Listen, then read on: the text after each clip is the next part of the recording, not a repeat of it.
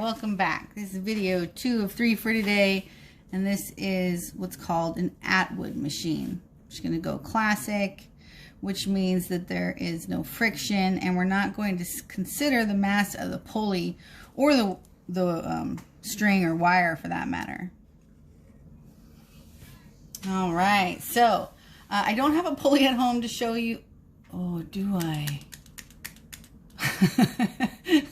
I don't think I have a real pulley to show you, but you can make a simple pulley. It's just a circle that has a groove for a rope to go through. As I said, they're the ones they use on big ships and stuff for like the masts. And so I'm going to draw one, and if I am able to get a pulley in time, I will make a little pulley video. I don't know, show you Atwood's real life, or you can just Google it. But it's pretty straightforward, and I like to put the drawing in the middle. You'll see why. There's like a surface, and I hang a pulley right here. And so attached to a rope on this pulley are two masses. We'll call M1 and M2. It's important that you label them like I have here. And they'll tell you something like M2 is greater than M1, so you can determine which way it's going to move. Now the tension is the same in both of these, okay, because there's no extra pulleys, there's only one rope. So this machine is just changing direction. As you pull down, you know, in real life you could pull down and something else would move up at the same time. Maybe you guys have made pulleys in various construction kits too. Okay, so we are going to go through this problem, and then I'm going to write the steps that I did. There are so many ways to do this. This is the teacher version. This is the way I like the best. So the first thing is I noticed that there's only motion in the vertical direction. In fact, it's going to move this way. So I draw little arrow caps to help me remember, and then I write down which way. So positive acceleration is down. Hang on. And over here we would have positive acceleration in the vertical direction. Okay, so that means that the sum of the forces in the x direction for both masses will be 0. So I'm not even going to bother with that.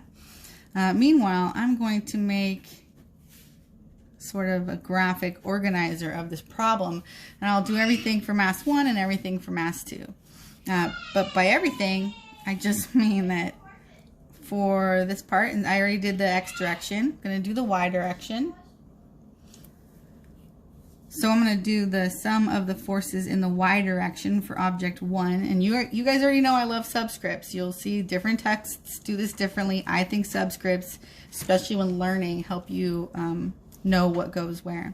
So the sum of the forces in the y direction is going to equal the mass 1 multiplied by the acceleration of the system, and this will accelerate the same. In the same regard, the sum of the forces in the y direction for the second object will be equal to m2a. This is Newton's second law, so it must be.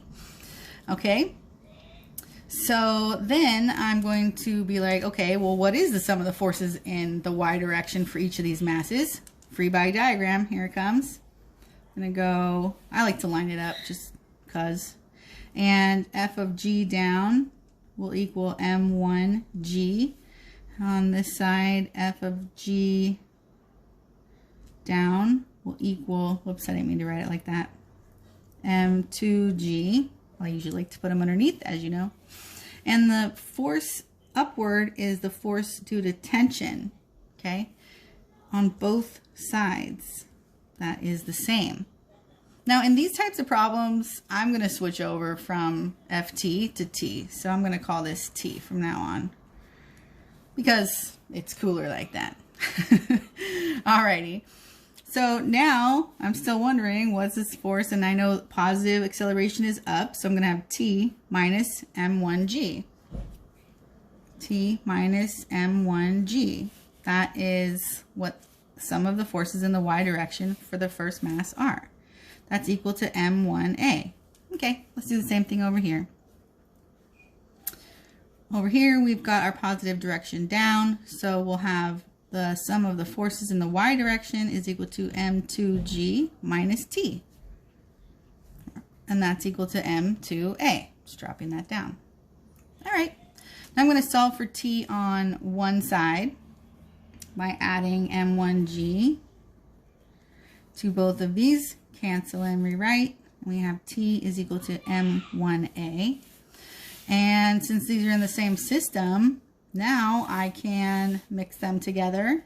So I'm going to take, sorry, just checking for a second.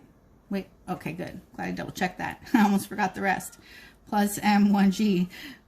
Props if you noticed. All right, at this point, you can do this a couple ways. You can solve both sides for t and set them equal to each other. You can rearrange one of them so it's a little, you know, so you do some of the steps beforehand and then plug it in. I'm just going to plug it in raw so you can see what happens. Right, so we've got this whole thing as t going in right here. And now we write in the center because we're combining it and talking about the system now. That's my graphic part. So I have M2G minus T, which is M1A plus M1G, okay, is equal to M2A. And here's where the algebra magic happens. If you know what to do, keep going. We're looking to solve for A, but we're going to have to factor some stuff and combine like terms. So first, let's distribute this negative and have M2G minus M1A minus M1G